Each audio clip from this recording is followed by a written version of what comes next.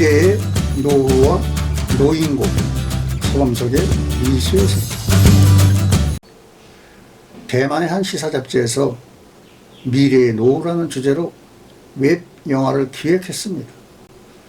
빠르게 증가하는 노령 인구로 인해 달라질 미래의 모습들을 다룬 웹 영화들은 사람들의 크나큰 호응을 얻었고, 그 중에서도 특히 미래의 노후 친구편은 많은 독신 네티즌의 공감을 샀다고 합니다.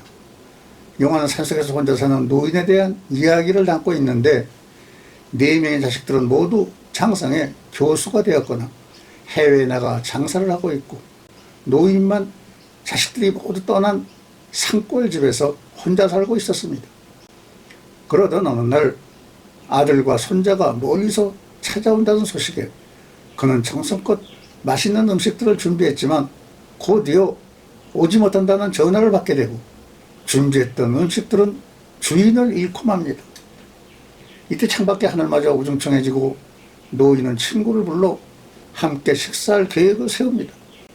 하지만 누렇게 색이 바랜 낡은 수첩을 한참 동안 뒤적거려도 함께 식사할 만한 친구를 찾지 못합니다. 이내 창밖에서 비가 쏟아져 내리고 결국 노인은 부엌 식탁에 앉아 가득 차려진 음식을 홀로 먹습니다. 마지막 장면으로 인생의 마지막 20년을 함께할 친구가 있습니까? 라는 자막이 흐릅니다. 노후의 친구는 첫째, 가까이 있어야 하고, 둘째, 자주 만나야 하며, 셋째, 같은 취미면 더 좋습니다. 이 글을 마무리할 김영석 교수가 쓴 100세 일기 책 내용 중에서 노년을 이렇게 보내야 한다고 말했습니다. 어느 양로원에 놓여있던 글이 가슴을 적십니다. 우리가 늙어 어떻게 살아야 할지를 보여주는 것 같이 나 자신을 한번 되돌아보게 합니다. 이를 노인고라 이름 붙이고 우리의 나머지 인생이 그리 초라하지 않게 살아가는데 도움이 되면 좋을 것 같아 옮겨봅니다. 열심히 살 때는 세월이 총알 같다 하고 화살 같다 하건만 할 일 없고 쇠하니 세월이 가지 않는다 한탄합니다. 정신 맑으면 못합니까? 자식 많은들 보고품만 더합니다. 차라리 정신 놓아버린 저 할머니처럼 세월이 가는지 자식이 왔다 가는지 애증지하던 자식을 보아도 몰라보시고 그리움도 사랑도 다 기억에서 지워버렸으니 그저 천진난만하게도 하루 세 끼 주는 밥과 간식만이 유일한 낙으로 사는 것이 더 낫지 않습니까? 자식 10여 남매 있으면 못합니까? 이하면 갈 곳 없었습니다. 허리째 졸라매고 최고 학벌 자랑하며 고생도 보람으로 알고 자식 뒷바라지 했던들 무엇합니까? 작디작은 이 한 몸 자식 아닌 사람 손에 매인 것을 인생 종착역인 이곳까지 온 역에 벗은 많으나 마음 놓고 나눌 곳이 없어 외롭습니다. 어떻습니까?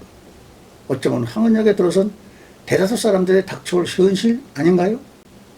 어느덧 팔승구기가 가까우면 일주일이 하루 같다고 할까요? 아무런 하는 일도 없이 문화안전화도 이따금 걸려오다가 어느 날부터인가 끊기고 말았습니다. 아마 이럴 때 영락없는 노인임을 깨닫게 됩니다.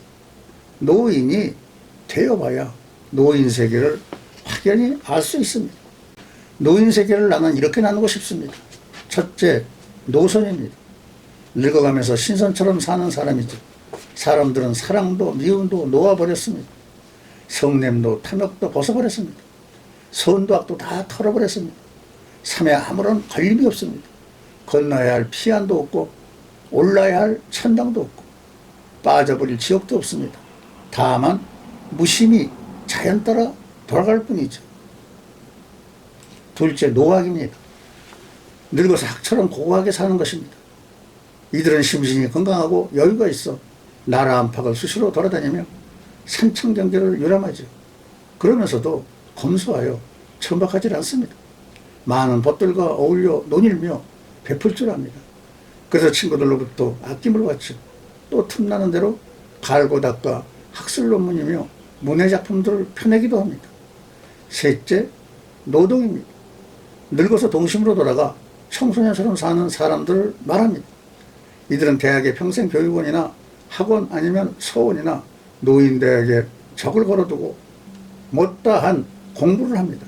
시경, 주역 등 한문이며 서예며 정치, 경제, 상식이며 인터넷 카페에 열심히 들어갑니다. 수시로 동지들과 어울려 여행도 하고 노래며 춤도 추고 즐거운 여생을 보냅니다. 넷째, 노웅입니다. 문자 그대로 늙은이로 사는 사람을 말하죠. 집에서 손주들이나 봐주고 텅 빈 집이나 지킵니다. 어쩌다 동네 노인장에 나가서 노인과 화도 치고 장기를 두기도 합니다. 형편만 되면 따로 나와 살아야지 하는 생각이 늘 머릿속에 맴돌면서 하루하루를 보냅니다. 다섯째, 노광입니다.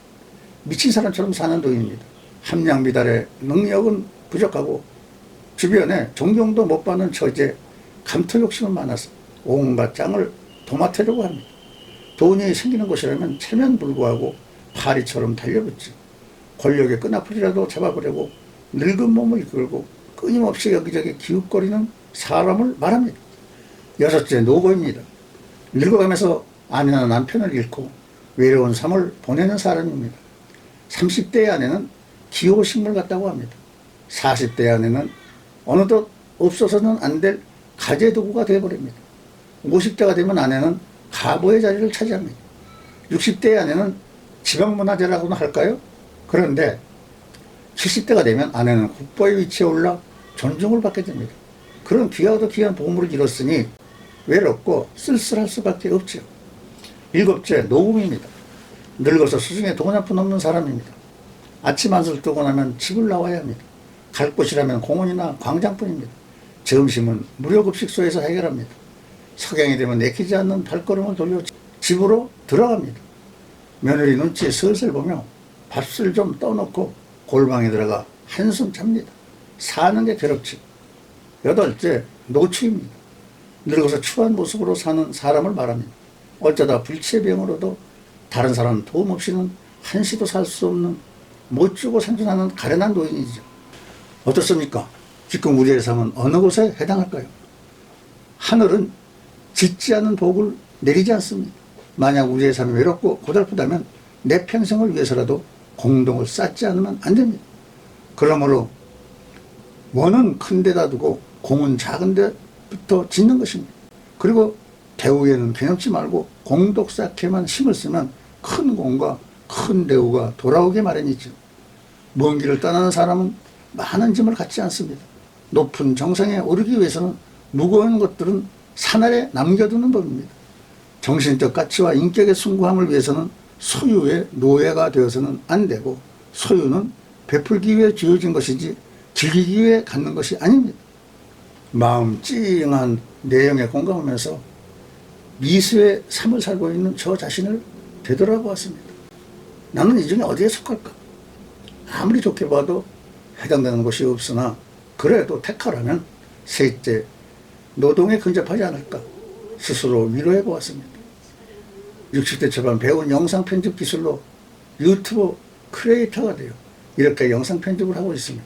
교회 소속 경로대학을 30년째 맡아 강의도 하며 지낼 수 있고, 노인연금이 봉급 나오듯이 2주에 한 번씩 통장에 입금되니 감사하면서 살고 있습니다.